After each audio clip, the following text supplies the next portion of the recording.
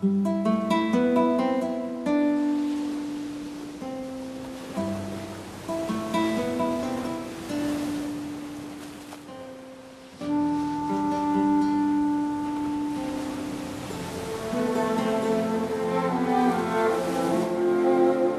bagay sa mundong ito na nagpapahirap sa atin na mamuhay ng may kapayapaan ng isip. Ang mga biglaang aksidente, mga karamdaman, at mga patuloy na panganib ay bahagi ng buhay sa mundong ito.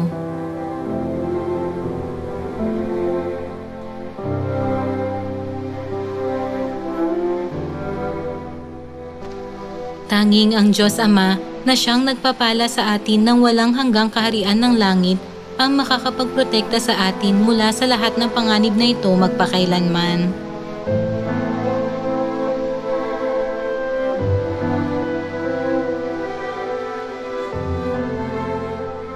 Nakarecord sa Biblia na ang Diyos na may ganitong kapangyarihan ay kasama natin at naging ating kamahalan sa Zion, ang lungsod ng mga kapistahan ng Diyos.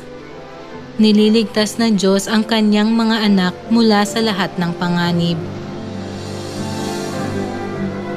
Dahil lagi kayong sinasamahan ng makapangyarihang Diyos, pakiusap, ipagmalaki niyo ito at gawin ang inyong pinakamakakaya saan man kayo magtungo.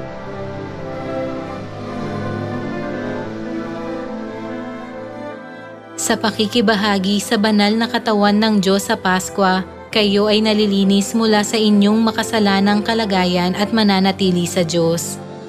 Kaya hindi kayo dapat na humiwalay sa Diyos ng kahit isang saglit.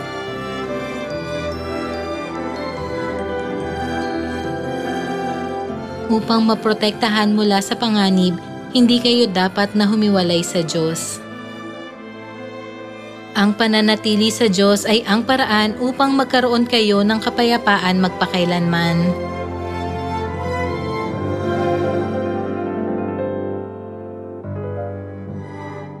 Noong unang panahon, isang hari ang nangako ng malaking gantimpala sa sinumang makakapagpinta ng pinakamapayapa at pinakamaginhawang tanawin. Sa dinami-raming pinta na dala ng mga pintor, pinili ng hari ang isang pinta na naglalarawan ng isang tanawin kung saan natatakpan ng madilim na ulap ang kalangitan. May nakatatakot na kidlat at may malakas na ulan at yelong ulan na bumubuhos sa matutulis na taluktok ng bundok at sa mga mabatong bangin. Sa pinta, may makikitang isang napakaliit na pugad sa loob na mabatong pader ng bangin. Sa labas, bumabagyo ng malakas, pero ang mga ibon na nasa pugad ay naglalabas ng kanilang mga ulo, tumitingin sa paligid na tila hindi nababahala. Napakapayapa ng tanawing ito na tinuring ito ng hari bilang simbolo ng katahimikan. Naunawaan niya na ang tunay na kahulugan ng kapayapaan ay ang pagiging ligtas at masaya kahit sa gitna ng takot na nasa bingit ng pagbagsak ang mundo.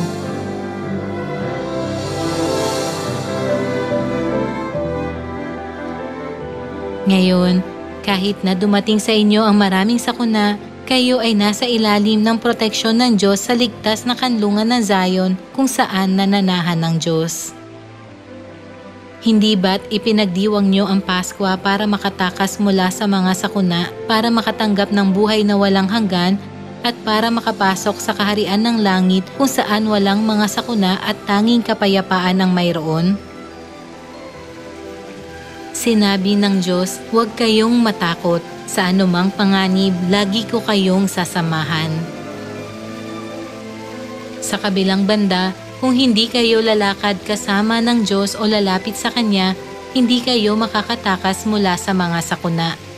Kaya dapat kayong laging kasama ng Diyos.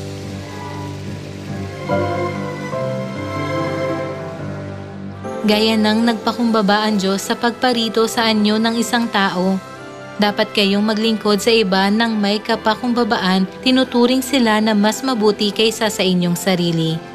May ituturing ito na puso ng mga kasama ng Diyos. Dapat niyong itapon ang inyong makasalanang kagawian na pananakit sa mga miyembro sa pagsasabi ng mga masasakit na salita at na pagiging walang konsiderasyon. Tinitiyak na kahit na magtalo kayo, magkakasundo kayo bago lumubog ang araw, nagsasabi lang ng mga salitang nagbibigay ng biyaya sa isa't isa. Ang pagsunod sa salita ng Diyos ay ang paraan upang makasama niyo ang Diyos. Sa aklat ng Psalms, sinabi ng Diyos, narito, napakabuti at napakaligaya kapag ang magkakapatid ay sama-samang namumuhay na nagkakaisa. At dagdag pa niya, sapagkat doon iniutos ng Panginoon ang pagpapala, ang buhay magpakailanman.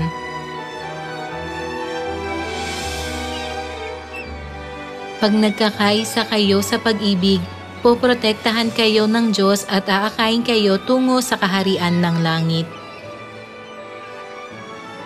Para mamuhay sa magandang kaharian ng langit kasama ang Diyos, dapat kayong ipanganak na muli sa magandang wangis ng Diyos.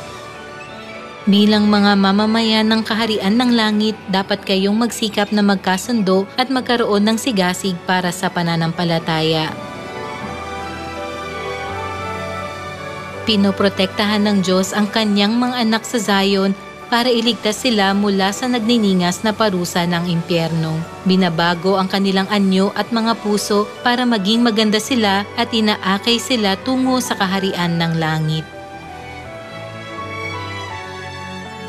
Magpasalamat tayo sa Diyos sa pagkakaloob ng ganitong pag-ibig. Hinding-hindi kayo dapat na mapunta sa impyerno. Sa lalong madaling panahon, maglalakbay kayo sa magagandang kalawakan ng makalangit na kaharian. Huwag kalimutan na ang lahat ng katuruan ng Diyos ay mga pagpapahayag ng kanyang pag-ibig at na naglalayon ang mga ito na baguhin kayo at dalhin kayo sa langit. Dapat kayong magpasalamat sa Diyos na lagi niyong kasama. Umaasa ako na tatanggap kayo ng maraming pagpapala sa pagsunod sa salita ng Diyos hanggang sa makarating kayo sa kaharian ng langit.